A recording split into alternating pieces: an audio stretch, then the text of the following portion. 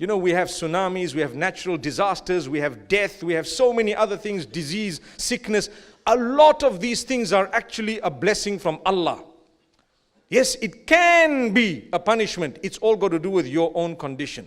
Someone said, oh, look at Allah punishing the people of Indonesia because of what they've been doing. And I got up and I said, it's my duty to tell you that that is not necessarily a punishment. What about those who died while they were in sujood? What about those who died while they were trying to read Quran? What about those who were decent people who died and they were martyred or perhaps killed in that natural disaster? Can you ever say that it was the punishment of Allah? No, it was not. It was the mercy of Allah upon them. They died in a good condition. How many of us would like to die in sujood? I would like to die in sujood. Yes.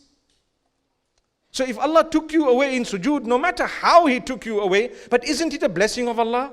You'll be resurrected perhaps in a similar way. And people say, that guy was punished, you see, because he died natural disaster. You don't know. It was the mercy of Allah. But if someone was in the disobedience of Allah at the time, that's between them and Allah. May Allah subhanahu wa ta'ala not do that to us.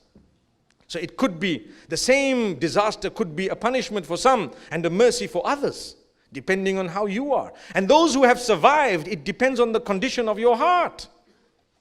Those who have survived, it depends on the condition of your heart. Subhanallah, if you're a happy person, if you're always happy and you make the most of what's left with you, then you're definitely a believer. You believe in Allah. It's definitely a means of closeness to Allah. How many of us, when we've had disease and sickness, have we become better Muslims? Wow. So isn't that a sign of the mercy of Allah subhanahu wa ta'ala? It softened us. It made us fulfill salah.